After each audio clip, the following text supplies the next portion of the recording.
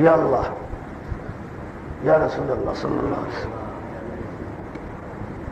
আমার নবীজির জন্ম মাস, আমার হুজুর জিন্দা না মুর্দা? ওহাবির গোষ্ঠীরা কি কয় আর জালালউদ্দিন সৈয়দী কি বলে আজকের খুতবার মধ্যে দেখেন। ওয়াল ইমাম জালালউদ্দিন সৈয়দী রাহিমাহুল্লাহ ক্বালা ফিল হাবি লিল ফতোয়া, ওনার একটা বিখ্যাত গ্রন্থ আছে আল হাবি। তার মধ্যে উনি বলেন যত হাদিস কোরআন সবগুলির মূল কথা ফাহাসালা মিন মজমুইন নুকুলি ওয়াল আহাদিস ওয়াল কোরআন আন্না নবী সাল্লাল্লাহু আলাইহি ওয়াসাল্লাম হাইয়ুন বিজাসাদিহি ওয়া রূহিহি। কোরআন হাদিসের সমস্ত দলিল চাষাবাদ করে আমি যাহা বাহির করিলাম তাহার মূল কথা হইল নবীজি দুনিয়ার হায়াতের মতো সশরীরে এখনো রওজাতে জিন্দা। এই জন্য পালন করতে হবে মিলাদুন নবী, জন্মবার্ষিকী। ওহাবিদের মতো মৃত্যুবার্ষিকী পালন করা যাবে না। মৃত্যুবার্ষিকীর নাম হলো সিরাতুন নবী, মরণের পরে চরিত্র আলোচনা করা। এই জন্য সিরাতুন নবী বলা হারাম, হারাম, হারাম। আমার নূর নবী পড়ে দেখবেন সিরাতুন নবী না মিলাদুন নবী। আমি একলা বললে হবে না, আমার সঙ্গে আবার এরকম সাপোর্ট লাগবে না। ইমাম জালালউদ্দিন সৈয়দী লাগবে, মোল্লা আলী কারি লাগবে, না হলে আমার কথা বাতিল হয়ে যাবে। আমি যে বললাম সিরাতুন নবী নাজায়েজ, এটার দলিল কি? আর বাইতুল মুকাররমের প্রথম খতিব মুফতি আমিমুল এহসান রহমাতুল্লাহ আলাইহি, ঢাকা আলিয়ার হেড মুহাদ্দিস, ওনার কিতাব আমি সেখানে কোট করেছি। উনি বলছে সিরাতুন নবী জায়েজ নাই। ওহাবির বাচ্চারা তবু আগে দিয়ে লিখে দিয়ে গেছে সিরাতুন নবী জায়েজ নাই কয়েকটি কারণে।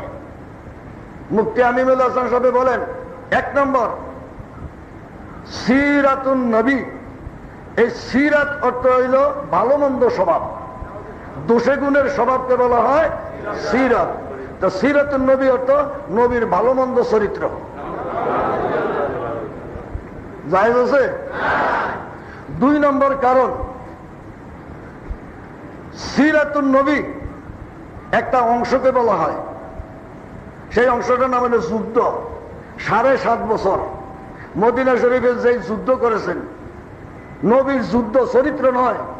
সিরাতুন নবী অর্থ নবীজির যুদ্ধের বর্ণনা। খোলেন বুখারী শরীফ কিতাবুল মাগাজি ওয়া সিয়ার, হুজুরের যুদ্ধ বিগ্রহের বর্ণনা। এই 7.5 বছরের জীবনকে বলা হয় সিরাতুন নবী। এখন ওহাবি তবলিগি মওদুদি তারা কয় আমরা সিরাতুন নবী মানি, 7.5 বছরেরটা মানি, বাকিগুলি মানি না। জামাতে ইসলাম একটু এক্সটেনশন করে বলতেছে না, 7.5 বছর নয়, 23 বছর। 23 বছরেরটা আমাদের জন্য দলিল, 23-এর বাহিরে আমাদের জন্য কোনো দলিল না। 40 বছর আগের হুজুরের স্বভাব চরিত্র, উঠা বসা, বিয়া শাদী, সামাজিক অবস্থা, ব্যবসা বাণিজ্য, এগুলি আমাদের জন্য কোনো সুন্নত না, পালনীয় নয়। 40-এর থেকে পরে 63 বছর পর্যন্ত এই 23 বছর হইল আমাদের জন্য আদর্শ, এর আগেরটা আদর্শ নয়। তাদের মুখের মধ্যে জুতা মারানোর দরকার আছে কিনা? বিবি হালিমার ঘরে দুধ পান করছে আমার নবী, ডাইন দিকে দুধ পান করছে, বাম দিকে করে নাই, এই হিসাবটা মাননের দরকার আছে কিনা? জামাত ইসলামে এটা আমরা মানবো না, কেননা এটা 40-এর আগের ঘটনা। হুজুরে 25 বছরে বিয়ে করছে বিবি খাদিজারে, ওইটা আমরা মানবো না। তো কি মানবা? 40-এর পরে দিয়া সেইটা, তো 40-এর আগে দিয়ে আমার হুজুরের কোনোটাই মানো না। তোমার ঘরে শয়তানেও মানবে না, তোমাদের মুখে পেশাব। যেই মুখে এই কথা বলে সেই মুখে গুপ্ত দেওয়ার কথা, পেশাব করা ফরজ, ঠিক কিনা? আমরা মানি আমার নবীর 63 বছর হায়াতকে। বলেন না সুবহানাল্লাহ। মুফতি আমিনুল হাসান সাহেব বলেন সিরাতুন নবী এই কারণে জায়েজ নাই, শুধু যুদ্ধের কথা, এখানে নামাজের কথা নাই, রোজার কথা নাই, বিয়া শাদীর কথা নাই, সামাজিক কথা নাই, শুধু যুদ্ধের ময়দানে কি কি আচরণ করতে হবে এটার নাম হলো সিরাতুন নবী। এর বাহিরের কোন জিনিসকে সিরাতুন নবী বলা যাবে না। আমার হুজুরের নামাজ পড়ছে, এটার নাম সিরাতুন নবী নয়। যুদ্ধের মধ্যে আমার হুজুরের যে আচার আচরণ সেটার নাম হলো সিরাতুন নবী।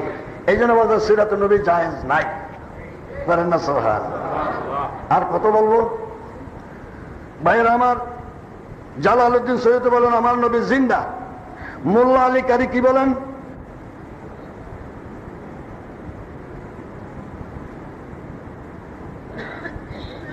মোল্লা আলী কারি বলেন ওয়াকাল আল মোল্লা আলী কারি ফি জামউল ওয়াসাইল, ওনার একটা কিতাব জামউল ওয়াসাইলের মধ্যে মোল্লা আলী কারি বলেন বাল নাকুলু আন্নাহু সাল্লাল্লাহু আলাইহি ওয়াসাল্লাম হাইয়ুন বিজাসাদিহি ইয়াহুলু ফিল আলামিল সুফলা ওয়াল আলামিল উলিয়া। সুবহানাল্লাহ। আল্লাহ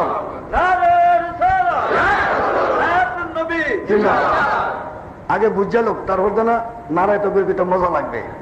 মোল্লা আলী কারি উনি হানাফি মাযহাবের জাদরেল ইমাম। উনি বলেন আমি ফতুয়া দিচ্ছি নবী করিম সাল্লাল্লাহু আলাইহি ওয়াসাল্লাম সশরীরে জিন্দা। উনি শুধু রওজা পাকে সীমাবদ্ধ নন, বরঞ্চ তিনি ঊর্ধ্ব জগতে অধোজগতে সর্বত্র তিনি ভ্রমণরত আছেন। রওজা শরীফেও আছেন, ভ্রমণরত আছেন, আসমানেও আছেন, জমিনেও আছেন, দুনিয়াতে সর্বত্র আছেন।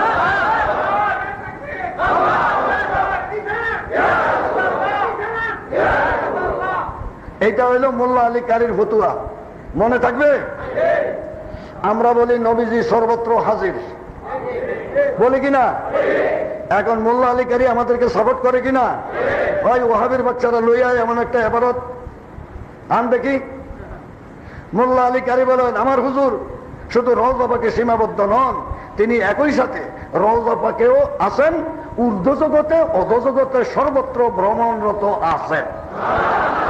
তুমি সুইচ অন করো আমার নবীরে দেখবা, তুমি সুইচ অফ করে রাখবো নবী তোমার ফাঁস করে যাবে গিয়া দেখবা না। সুন্নি পীর মাশায়েখরা দেখবে, ওহাবি মৌলবী টিক্কা ভরা দাগ তারা কোনোদিন নবীরে দেখবে না। আল্লাহ যেন আমাদেরকে হেদায়েত নসিব করে।